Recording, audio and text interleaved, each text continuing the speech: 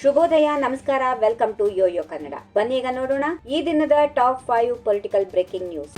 ಇನ್ಮುಂದೆ ಹೊಸ ಮೆಟ್ರೋ ನಿಲ್ದಾಣಗಳಲ್ಲಿ ಪಾರ್ಕಿಂಗ್ ವ್ಯವಸ್ಥೆ ಇರಲಿದೆ ಹೀಗೆಂದು ಡಿಸಿಎಂ ಡಿಕೆ ಶಿವಕುಮಾರ್ ತಿಳಿಸಿದ್ದಾರೆ. ಇನ್ನು ಮೆಟ್ರೋ ಅಧಿಕಾರಿಗಳ ಜೊತೆ ಪ್ರಗತಿ ಪರಿಶೀಲನಾ ಸಭೆ ನಡೆಸಿದ ಬಳಿಕ ಮಾತನಾಡುತ್ತಾ ಡಿಸಿಎಂ ಡಿಕೆ ಶಿವಕುಮಾರ್ ಸಂಚಾರ ದಟ್ಟಣೆ ತಗ್ಗಿಸಿ ಮೆಟ್ರೋ ಸಂಚಾರ ಹೆಚ್ಚಾಗಬೇಕು. ಬೆಂಗಳೂರಲ್ಲಿ ಸದ್ಯ 96 ಕಿಲೋಮೀಟರ್ ವರೆಗೂ ಮೆಟ್ರೋ ಚಾಲನೆಯಲ್ಲಿದೆ. 2020ರ ಏಪ್ರಿಲ್ ಅಥವಾ ಮೇ ವರೆಗೆ 41 ಕಿಲೋಮೀಟರ್ ಹೊಸದಾಗಿ ಸೇರ್ಪಡೆ ಆಗಲಿದೆ. ಎಲ್ಲೆಲ್ಲಿ ಮೆಟ್ರೋ ನಿಲ್ದಾಣಗಳಿವೆ ಅಲ್ಲಿ ವಾಣಿಜ್ಯ ಚಟುವಟಿಕೆಗೆ ಅವಕಾಶ ನೀಡಲಾಗುತ್ತದೆ ಹೀಗೆಂದು ಡಿಕೆ ಶಿವಕುಮಾರ್ ತಿಳಿಸಿದರು.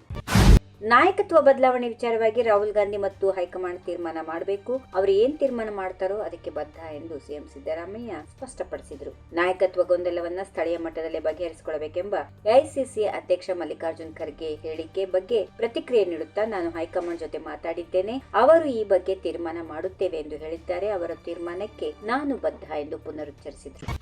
ರಾಜ್ಯದಲ್ಲಿ ನಾಯಕತ್ವ ಬದಲಾವಣೆ ವಿಚಾರ ಚರ್ಚೆ ಬೆನ್ನಲ್ಲೇ ಕೇಂದ್ರ ಸಚಿವ ಎಚ್ ಡಿ ಕುಮಾರಸ್ವಾಮಿ ಸಿದ್ದರಾಮಯ್ಯನವರೇ ಮುಂದುವರಿಯುವ ನಿರೀಕ್ಷೆ ಇದೆ ಎಂದು ಭವಿಷ್ಯ ನುಡಿದಿದ್ದಾರೆ. ಸಿಎಂ ಸಿದ್ದರಾಮಯ್ಯನವರು ಮುಂದಿನ 3 ಬಜೆಟ್ ಅನ್ನ ನಾನೇ ಮಂಡಿಸುತ್ತೇನೆ ಎಂದಿದ್ದಾರೆ. ಅವರೇ ಬಜೆಟ್ ಮಂಡಿಸಬಹುದು.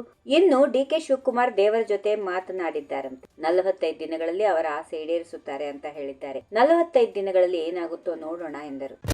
ಹುಟ್ಟಿದ ಸೂರ್ಯ ಮುಳುಗಲೇಬೇಕು. ಮಹಾತ್ಮ ಗಾಂಧಿ ಅವರ ಹೆಸರನ್ನ ತೆಗೆಯುವುದರ ಮೂಲಕ ಕೇಂದ್ರ ಬಿಜೆಪಿ ಸರ್ಕಾರದ ಕೊನೆಯ ದಿನಗಳು ಪ್ರಾರಂಭವಾಗಿವೆ ಎಂದು ಡಿಸಿಎಂ ಡಿಕೆ ಶಿವಕುಮಾರ್ ಹೇಳಿದರು. ಆರ್ಟಿಕಲ್ 21ರ ಮೂಲಕ ಸಾಂವಿಧಾನಿಕವಾಗಿ ಕಾಂಗ್ರೆಸ್ ಪಕ್ಷ ನೀಡಿದ ಮಹಾತ್ಮ ಗಾಂಧಿ ಉದ್ಯೋಗ ಖಾತ್ರಿ ಕಾರ್ಯಕ್ರಮವನ್ನ ಬಿಜೆಪಿ ಮುಟ್ಟುವ ಧೈರ್ಯ ಮಾಡುತ್ತದೆ ಎಂದುಕೊಂಡಿರಲಿಲ್ಲ. ಆದರೆ ಈಗ ಮನ್ರೇಗಾ ಹೆಸರನ್ನ ಬದಲಾವಣೆ ಮಾಡಲು ಹೊರಟಿರುವುದು ನೋಡಿದರೆ ಬಿಜೆಪಿಯ ಅಂತ್ಯ ಆರಂಭವಾಗಿದೆ ಎಂದು ನನಗೆ ಅನಿಸುತ್ತಿದೆ ಎಂದು ಹೇಳಿದರು.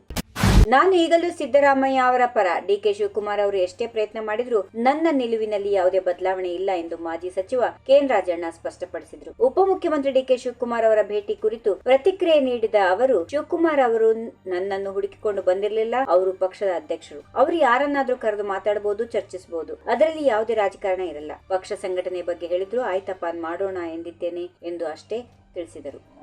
ಈ ವಿಡಿಯೋ ನಿಮಗೆ ಇಷ್ಟವಾದಲ್ಲಿ ಲೈಕ್ ಮಾಡಿ, ಶೇರ್ ಮಾಡಿ, ಸಬ್ಸ್ಕ್ರೈಬ್ ಮಾಡಿ.